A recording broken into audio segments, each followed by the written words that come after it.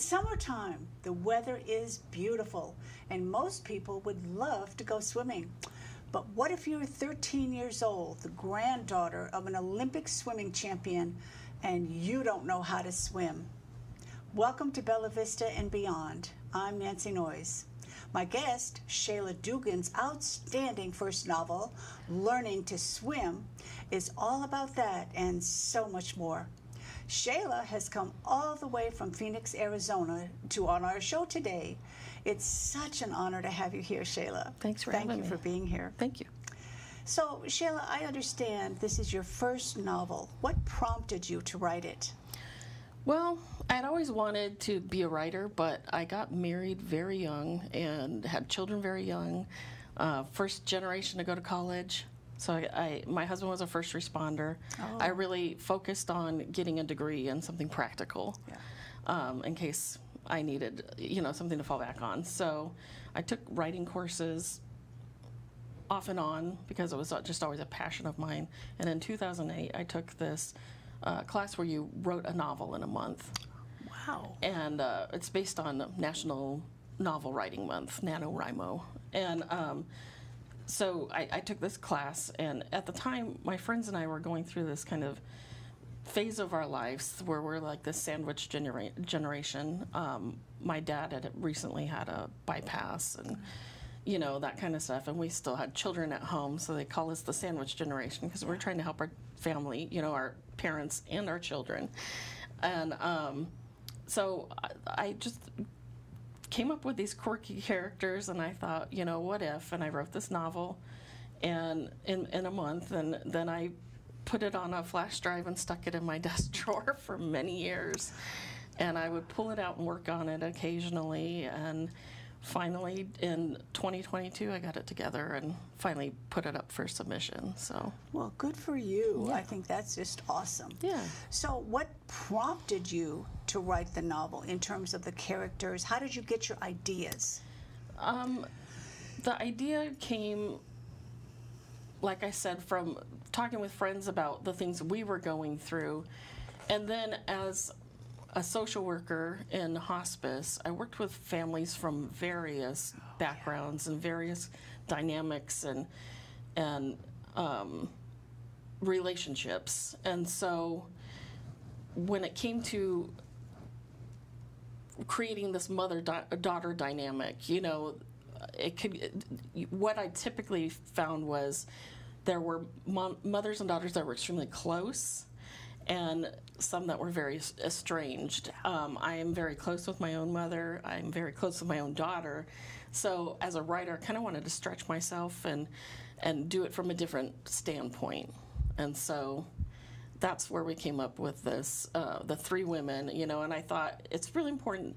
Women characters don't often have a voice, in books and TV and movies. And so I wanted to have three strong characters, three strong female characters, and I thought these phases of life are so different too. Yes. And wouldn't it be great if they each had their own voice to say the things that they're going through? You go through so many different changes in different areas of your life, and you're dealing with different issues and the coming of age and the aging and all of that. So that's basically how I put the story together. And I think that was a very great idea that you had, and they are strong characters, and that's, I think, one of the reasons why your book is so successful. Well, thank you. Give us a brief overall synopsis of your novel. Okay.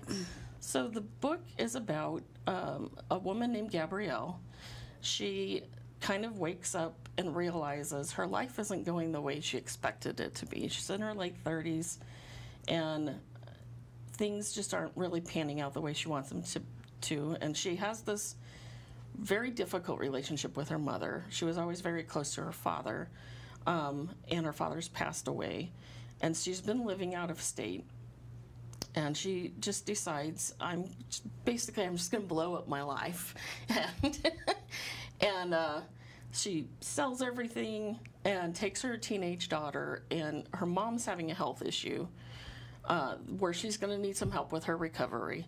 So they drive across country and they go to live with her mother so that they can be there as a support system to her mother. And she's hoping that this will kind of mend that relationship, that they'll develop the relationship she always wanted but never really had. Exactly. Well, so, and again, it centers around a grandmother, which is Ida, and then Gabrielle, her daughter, and Gabrielle's daughter, Juniper. Yes. So they all have issues with each other's and with themselves to a certain extent.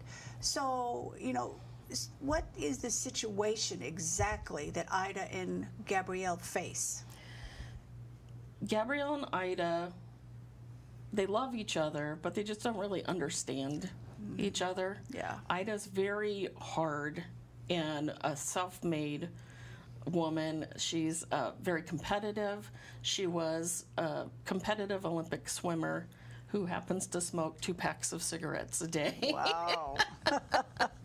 So she's a little loosely based on my own grandmother, who was not an Olympic swimmer, but did smoke 2 packs a day, and she was very feisty and said what she wanted to say. And, you know, we loved her immensely. We knew she loved us immensely, but we were also a little scared of her, you know.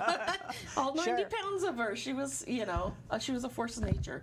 So their dynamic is just kind of rough. I think they both want to understand each other. Yeah. But at the beginning, Gabrielle's really the only one that is trying to work at it. Yeah, good. Well, I think that chapter 8 really illustrates this quite well. Could you read that for us? Sure. Do you happen to remember what? Yes, page. There we go. 41? 41. Okay.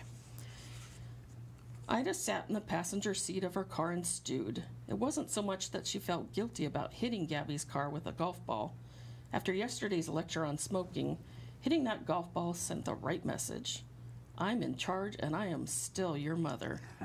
She was not about to be treated like a child by her child. Still, the silent treatment she was getting as Gabby maneuvered through the traffic let her know she had hurt her daughter's feelings.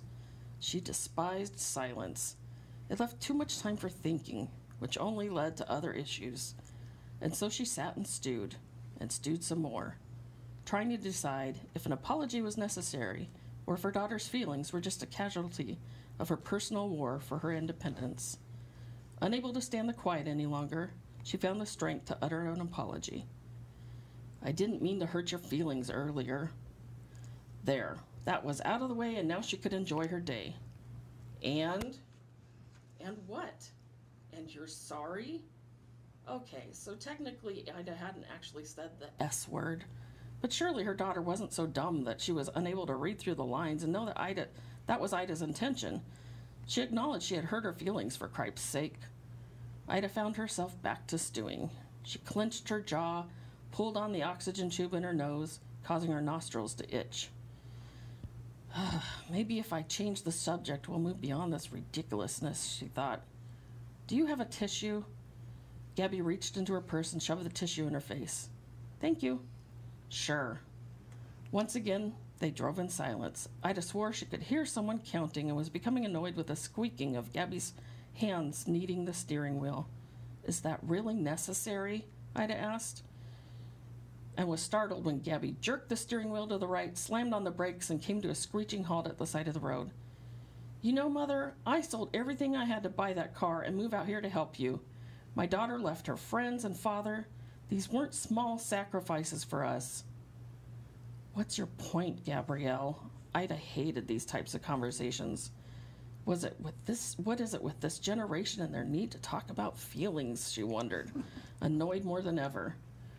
My point is that I would think you would be a little more thankful or grateful or something. Ida raised her eyebrows as if to say, oh, really, Miss Thing? Gabrielle seemed undaunted and was now on a rambling tangent. My point is that maybe you could try a little harder to get along with me, or even like me. My point is that you should try to make this easier for me instead of trashing my things or making me feel unwelcome. Easier for you? Easier for you? That's it. Ida was no longer stewing. Now she was full-fledged pissed off. You know what, little girl? I didn't ask for you to come out here. You think you've got it so hard because you chose to sell some things and chose to move across the country? Try having no choices. Try having people invade your house and taking up your space. Try having people telling you what to do as if you are a child, even though you are a perfectly capable adult. Try having people sit on your lap when you don't want them to. Are you serious? You're going to give me grief for that? Gabby's face contorted in anguish, her chin trembling and pools of tears forming in her eyes. Honestly, Mother, can't I do anything right? She crumpled in a heap onto the steering wheel and wailed. Ida didn't do well with crying. It wasn't that she wasn't sympathetic to people in tears so much as she just didn't know how to show it. Crying made her nervous, very nervous, even more than silence. She couldn't help but think how much Gabriel was like her father. Harry was always emotional, weeping at special occasions and sad movies. Some would say that made him less of a man. Ida would contend it made him more of a human being. She sat there watching her daughter weep, considering the irony that her own heart was the culprit of poor health, because sometimes it felt like she didn't have a heart at all. The car ride had gone from uncomfortable to damn near unbearable. Oh, good grief. Just calm down. There's no need to get so worked up. She dug through Gabby's purse and handed her a tissue, patting her on the back, looking out the window of the car and hoping that no onlookers had taken interest in their family argument. I'm just trying to help you. I don't know why I should be beat up for that, Gabby said as she reached for the tissue and blew her nose. Ida knew she was right. She knew that she was in for a long recuperation. She would need help getting around for a bit and performing simple everyday tasks. As much as she hoped Chad would come through for her, she knew it was highly unlikely. Her daughter was the only one that had the heart big enough to uproot her entire life for such an undertaking. Still, if Ida admitted Gabby was right, it would mean she was admitting she was wrong, and that was something Ida Windsor just simply didn't do. Okay, you're here to help me. Thank you. Pat, pat, pat. Now, just calm down so you can do what you came here for, okay? Gabby blew her nose again and nodded, putting the car back into gear. Okay. Ida took a deep breath, relieved that the touchy-feely moment was coming to a close. I need to get to the credit union. It would be a big help if you took me there. Gabby sniffed a couple of times and pulled back into traffic. Ida no longer stewed. Rather, she resolved herself to the fact that riding in silence wasn't so bad after all. In fact, it was probably their best chance of surviving the afternoon together. That's really great. Well, it seems like Ida and Gabrielle have a lot to do to restore their relationship that was never there to begin with. So, you know, after being torn from her home and driving across the country in an unair-conditioned car, Juniper faces her own difficulties going to a new school with only 3 weeks left in the school year. So, you know, Shayla, tell us about what happened when she first went to school. And you can read from that on page 34. So, poor little Juniper. She was not happy about this move at all. No, I can imagine not. This is them at the attendance office registering for school. Yeah. So the attendance office lady asks how she got her name. She said that's an interesting name. And Juniper snidely says, all the other names in the witness protection program were taken. And her mom said, actually, she looked up from the paperwork and bumped Juniper with her hip as she spoke. My dad had just finished chemo when I found out I was pregnant with her. The juniper berry is known for its healing properties, and he would tell anyone and everyone who would listen that he was going to be just fine, all because of this little juniper berry, and the name kind of stuck.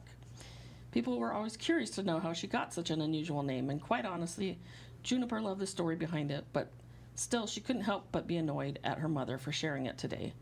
Today it seemed she couldn't help being annoyed, period. What a neat story. I was named after my dad's first girlfriend. That caused more than a few problems later when my mom found out, the woman said as she smiled and winked at her. Maybe this lady wasn't so bad after all. Okay, kiddo. Here's your homeroom assignment. You have Mrs. Fields, just like the cookie maker. Go out the door, make a right, your first left, and your classroom is 3 doors down. Do you want me to walk with you? Gabby asked, in the naive mother sort of way. If Juniper hadn't expressed that she felt her mother was a moron until this point, her face clearly said it now. Seemingly having picked up the vibe that Juniper was laying down, Gabby reached over and gave her a hug. She felt like melting into her mother's arms, cuddling up on her lap as she had done just 2 days ago. Suddenly she remembered she was angry with her for making her go to school, and she stiffened up and pushed away. Her mom seemed startled and a little bit hurt. Here, let me give you some lunch money. Never mind, I probably won't be hungry all day. Junie, just take the money, and if you don't use it for lunch, you can keep it. Fine. She grabbed the $20 bill, swung her backpack around her shoulder, and dragged her feet toward the door like a dead man walking. She stepped outside and looked out the row of doors. Okay, first left, first right, 3 doors down, she mumbled to herself. She was trying to put her money away and realized she had no pockets. First left, first right, she swung the backpack down and unzipped it, stuffing the money in the small pocket of the front. 3rd door. Glancing down to zip the backpack up, she failed to notice the word boys painted on the door. And she reached out, swung it open, and walked in. She stood in horror as she looked up to see a tall boy about her age standing at a urinal peeing. Ah, what the hell are you doing? The kid jumped forward, urine splashing on the wall. I'm so sorry. Juniper felt as if her shoes were glued to the floor. She was disgusted, yet at the same time couldn't look away. Well, get out! The boy frantically tried to zip his pants up. Juniper ran out the door, her cheeks flushed and eyes on the verge of tears. She searched for the correct classroom door, hoping she would take refuge before the boy emerged from the bathroom, and was so relieved when she found it that she didn't even remember she was nervous about entering an entire classroom of strangers. 2.5 hours later, after the near-death experience in the boys' bathroom, and enduring the curious looks and whispers of her classmates, she marched in a sea of students toward the cafeteria for lunch. She couldn't help but keep her eyes glued to the $20 bill her mother had given her, rolling it and folding it into shape so she didn't have to meet the glances of so many strangers. That's her! That's the peeping Tom! She looked up out of curiosity to see what poor kid was falling victim to ridicule. For a second, hopeful that her status as new kid freak would be forgotten while her peers focused on something else. But as she scanned the crowd to find the person who had shouted, she realized she was staring at the boy from the bathroom, his finger and all of the eyes of the cafeteria focused on her. And at that moment, Juniper Malone died. Not literally, of course, though she did have the desire. And Tom was born, Peeping Tom to be exact, the weird new girl who dared to walk in the bathroom on Adam Archer, the most popular boy in 8th grade. It's amazing how cruel 8th graders can be, don't you think so? Yes. Having been one and having raised one, yes. Oh. I shouldn't say that. My daughter's a sweetheart. Oh, well, it's so sad. I can really kind of relate to how she must have felt. Oh, yeah. My goodness. So Chad is Gabby's brother. Yes. And he is clearly Gabby's mother Ida's favorite. Yes. What's his story? His story is he had a different father than Gabrielle, and it was this passionate love affair that Ida had. And so he kind of holds that little bit of time in her heart. Oh, yeah. And she was a single parent for, the first part of his childhood. And so they just have a different connection. And it's kind of one of those things where some mothers will look at their child and think they can do no wrong. And even though they're not the greatest of character or the best citizen. Yeah. Sometimes that dynamic forms just from the get-go, and it's a hard one to break. Yeah. Well, is he very supportive and helpful to his mother? Not really. No. He was kind of a sloucher and takes money from her, as he needs it, and really only checks in when he needs money. And in fact, when she has her surgery, he's out of town. He forgot. He makes some comment about how if he would have known she changed the date, he would have been there. And Gabby says, Yeah, she didn't change the date. You know, this was the date all along. Just very flippant about it. Well, he sounds like a real peach of a guy. Oh, yeah. That's why he's barely in the book. You're right, exactly. So, you know, suddenly it's revealed that Juniper does not know how to swim at all. And of course, this is a big problem. Could tell us why it's such a problem? It's a real big problem for Ida because she takes great pride in the fact that she was this competitive swimmer. She won an Olympic medal, and she thought this would be something that was passed on from generation to generation in her family. If nothing else, you know, that her daughter would take this one legacy and go with it. Yeah. So it really just hurts her feelings tremendously that her own granddaughter doesn't know how to swim. And I can understand that, can't you? Oh, sure. Yeah, so, well, you know, Gabby must go to work and finds a position at a local bank where she meets the still attractive manager, Mark. This leaves Juniper home alone with a grandmother who is determined to teach Juniper how to swim in their home pool. How do Ida and Juniper feel about this? Juniper's a little nervous. You know, she hasn't had much swimming exposure, so she's kind of nervous about this, but she's also in this complex situation because this is her elder, you know, and she wants to be respectful, and Ida's really pushing this, and Ida's just coming off of surgery. She's still recovering, and, you know, it's she should be doing it, but she's strong-willed and independent, and she's feeling confident in her skills as a swimmer and an instructor. And so, yeah, it's one is really pushing for it, the other one's apprehensive. And I can understand that, too. Sure. Well, why is it so important for Juniper to learn how to swim? What's the motivation here? Juniper befriends someone eventually at school, and he's having a birthday party, and it's at a water park, and so he convinces her that she needs to come to his party. He really wants her there, and she wants to be there. She wants to fit in with the kids. She's trying to, you know, make friends. So that's her motivation in learning. Yes. Well, Gabby and her bank manager Mark's relationship is heating up. Why is this an important element in the story? Gabby has just left, you know, a marriage that had gone on for quite a while, and she's lonely. She's come back to a place where she doesn't really know anybody.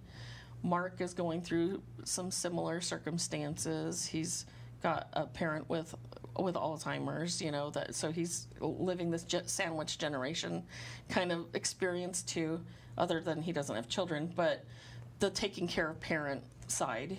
And so it's important to her because it's filling this moment in time of someone understanding where she's coming from. It's not necessarily that she's searching for a romantic relationship, but companionship. Yeah, that makes sense. Well, Gabby and Mark are not the only one with a budding romance. Grandma Ida and Morty, her neighbor, also have a friendship that's a friends with benefits. Yes. And of course, Gabby and Juniper are horrified by this idea that an elderly couple could have some kind of a love affair. Don't you think that's a little stereotypical to think that older adults can't be in a romantic relationship? I think it's more stereotypical, their reactions to it, Gabby and Juniper's reactions to it, because most children and grandchildren don't want to picture their grandma or mother having sex, if we're being real. You know, stereotypically, but also legitimately, the elderly population is very sexually active. We know that they're one of the highest number of STDs currently. Oh. Wow, I didn't know that. Yes, it's a fact. Interesting. So it's not a surprise to me as the writer that this is happening, you know, just because I dealt with that population a lot. And so I think more of the stereotype is focused on the younger girl's reaction to it. I think that's a very good point. Yeah. Well, tell us about that. And reading from page 178. Okay. Who is Morty?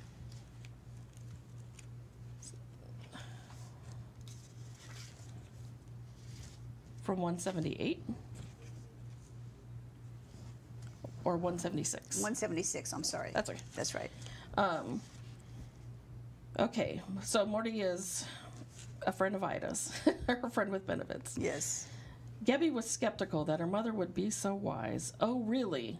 Well, do tell me, Oprah, what is it then? Oh, nope, we're at the wrong. Oh. That's the wrong passage. Sorry about that. Here we are. So, what Page page is that? 137. 137, okay. So who is Morty? Oh, who is this Morty? I told you, he's my neighbor and friend. Well, I know that, but what kind of friend? I mean, are you guys, friends or friends? She was trying to ask without actually asking because she was certain if she mentioned the word sex to her mother, her face would fall off or a lightning bolt would strike her dead. You're an adult, so if you must know, let's just say he's my friend with benefits. Her mother was so nonchalant with her answer that Gabby was hard-pressed not to scream, "Oh my gosh," from the shock. She managed to keep her cool and let out an uh-huh. An uncomfortable silence wedged its way between them. How's that working out for you? Gabby couldn't believe she was asking her mother this. She should have stuck with the silence. Actually, pretty good, although having you and Juniper here has cramped my style a little bit. Gabby tried to hide her repulsion, desperately avoiding picturing her mother naked and rolling around passionately with a man. Well, if you ever need us to get out of the house for a bit so you can be friendly, just let us know. She amazed herself with her cool and calm demeanor. Thanks for the offer. Ida began to laugh, first softly, then louder to the point she was wheezing and snorting. I think that's a great passage. Well, what does Gabby learn about herself through helping her mother and taking care and moving to Arizona? What does she learn about herself? And then reading from page 176. Gabby kind of learns that because she was married so young and had a child so young, had become really kind of codependent and lost sense of who she was as a person. And so Gabby kind of has some awareness and awakening, and I think every mother experiences this moment where you're a mother, you're a daughter, you're a wife, you're all these things to other people, and then you go, oh my gosh, who am I? Right. So this is kind of, throughout the book, she kind of has these epiphanies, and Ida kind of helps her along the way get there. Move it along, yes. Yeah. Well, I love what you wrote on page 176, starting with Gabby was skeptical. Yep. Gabby was skeptical that her mother would be so wise. Oh, really? Well, do tell me, Oprah, what is it then? You're cheating yourself. What? That's ridiculous. Is it? You need to figure out who you are alone first, and then you can focus on being half of a pair.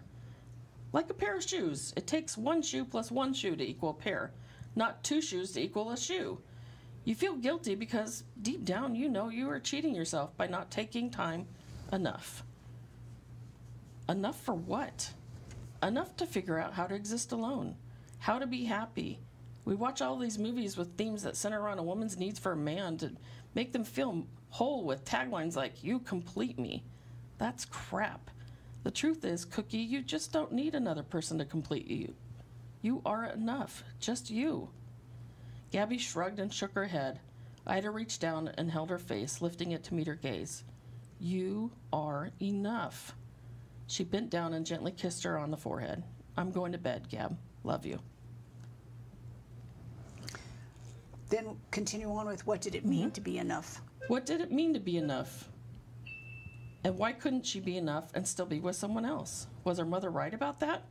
Her mother and father were married for 34 years, so surely she understood the importance of companionship. There's a distinct difference between loneliness and being alone. It was as if the universe was literally earmarking a chapter to put an exclamation point on her mother's words. Had her mother been this wise all along, and she hadn't noticed? Her dad used to say, "You have 2 ears and 1 mouth because you're supposed to listen twice as much as you speak." Maybe her mother had been speaking all along, but Gabby hadn't been the greatest at listening.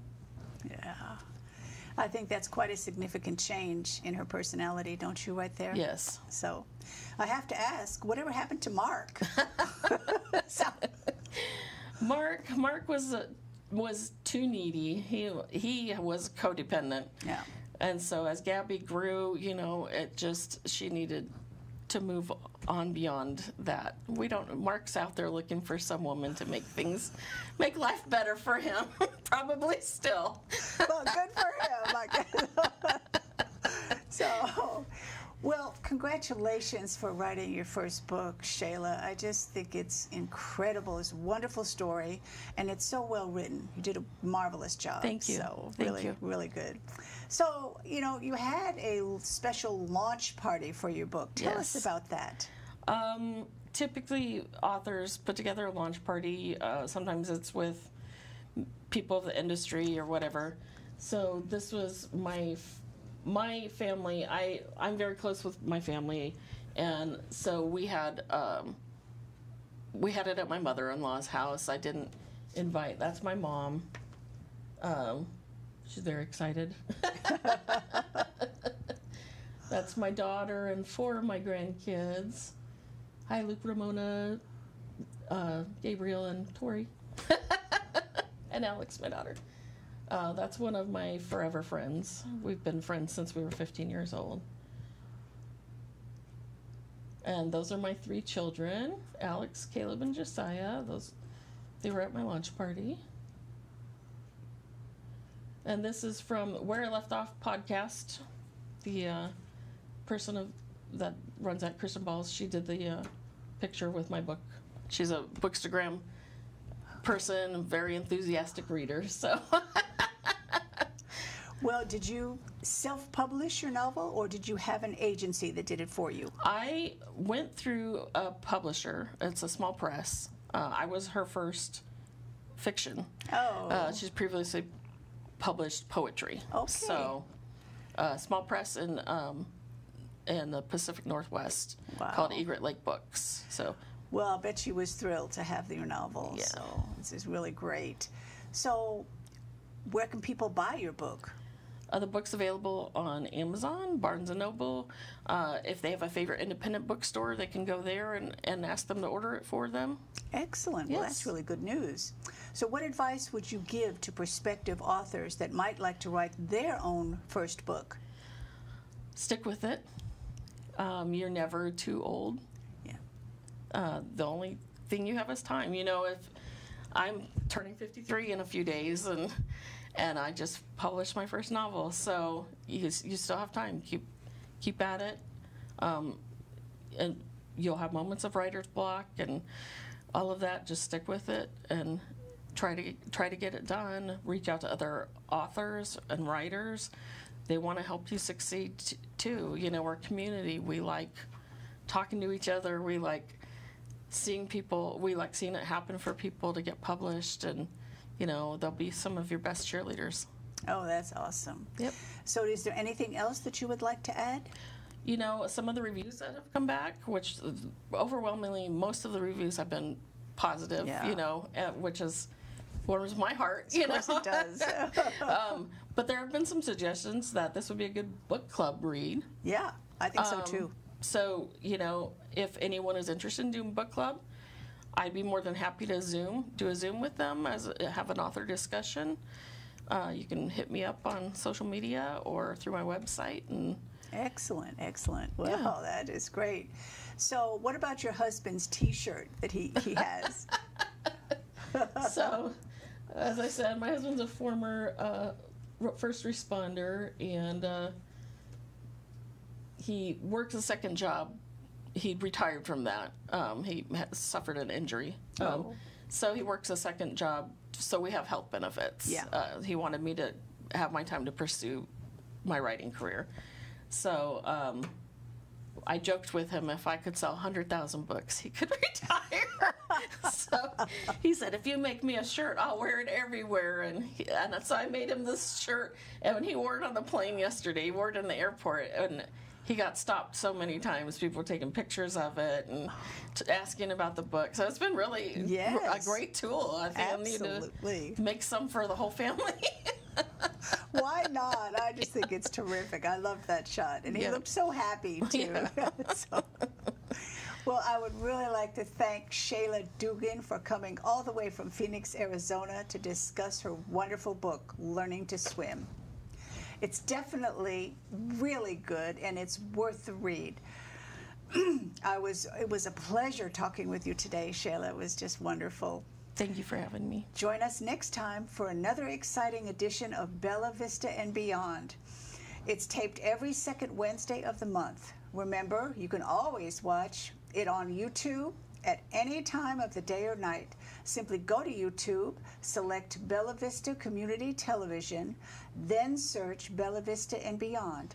You can see many of my previous shows as well as many other excellent shows produced by Bella Vista Community Television.